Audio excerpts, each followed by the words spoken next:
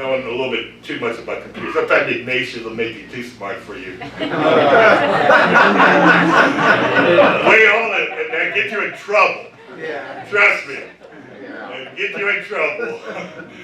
And we watched it in my place, and we had a field day. And the last thing I remember, Hunter, the first time I went to the house, he was explaining about Hunter being a rescue dog. And he said, don't be mad, because he knew I loved animals.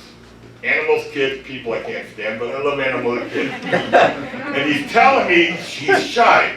He comes right up to me, and I'm petting him, and Charlie looks at me, and I whisper to him, he goes, he knows an Ignatius man when I see it.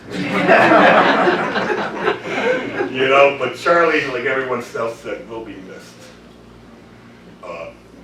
You know, we go on, he's taught us that, you know, and as many of the funny jokes, the funny times we could talk about it, everyone in this room knows when Charlie, you know, when they need Charlie, Charlie was dear. Charlie was dear. Mm-hmm. So, thank you.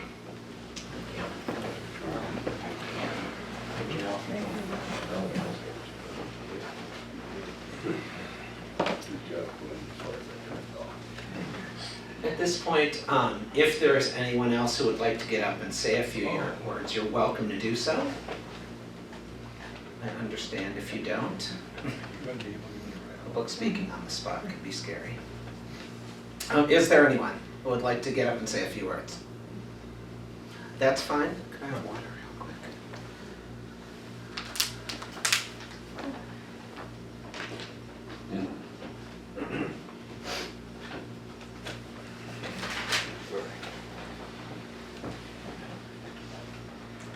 Charles Edward Barrett was many things to many people in his 82 years on this earth.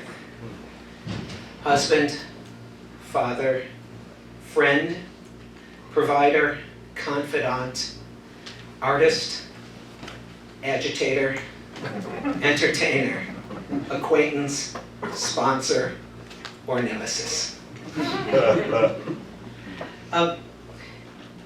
He loved to tell jokes. Some might say, if you could call them that. He would say things like, you know what really burns my butt? And I'd say, what? And he'd go, oh, fire about this high.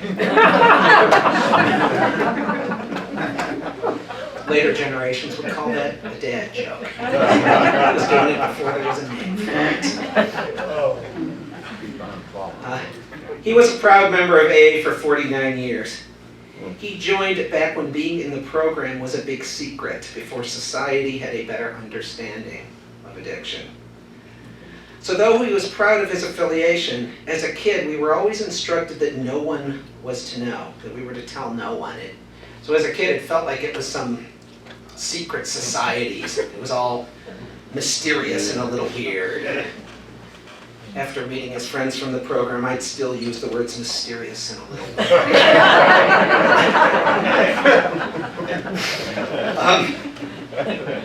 He was also in charge of procuring prizes for the Sunday noon meeting, a position he made for himself.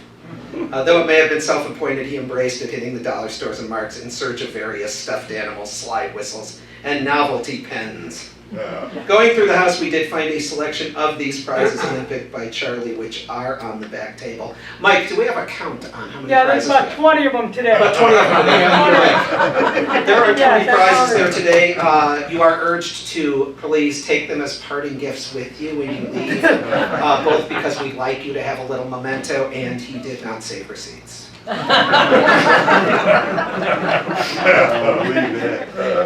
He was a devoted husband, 62 years of marriage. When they were dating in high school, he lived about 1.5 miles away from Maryland. For those of you who don't know, he was on the track team in high school. So he would wait until, approximately 11:57? Curfew was midnight. He would wait till 11:57 and then run all the way home in order to get every moment he could with her. He didn't know at the time they would have 62 years together, but I still believe he wanted. Even knowing that, he would have wanted every moment he could get. It was talked earlier about his sobriety, about how you make the decision every day to be sober. Love's the same way. Love doesn't happen to you. Love isn't something you can control. You decide every day to love someone. And in 62 years, you don't have one relationship. You have many different relationships. And both Charlie and Marilyn decided every day to continue loving each other. And it wasn't always easy. But I thank God both of them did, because both of them were so much the better for it. As a father, he was steadfast and patient. He was also human with all the associated frailties and faults. But however his battles with addiction affected him, I have no real memories of it from growing up. What I remember was a happy childhood with a loving father who was always there when I needed it. Charlie Barrett was a true and loyal friend, and if you had any doubt of that, all you had to do was listen today. If you needed help, he was there for you. Over the years, so many of you experienced this. Most of you were lucky enough to call him your friend. But I am one of the fortunate few to call him my father. I am the man I am today because of him, and his like will not be seen this way again. Goodbye, Dad. I love you.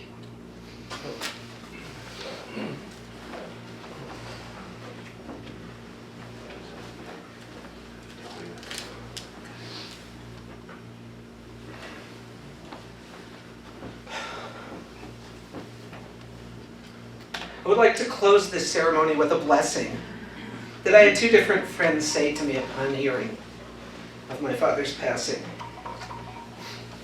They said, "May his memory be a blessing to your family and friends."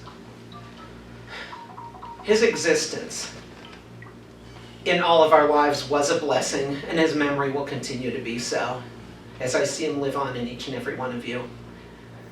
I would like to thank you for coming tonight, and I would like you in some small way to all continue what Charlie Barrett was. Thank you for coming.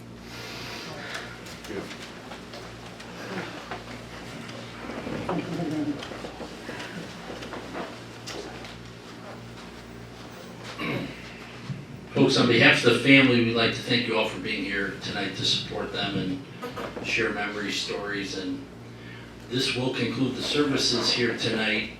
We will start with the back, and we'll ask you to step forward and pay your respects as we dismiss you. We thank you all for being here. The family will be right here up front. Thank you.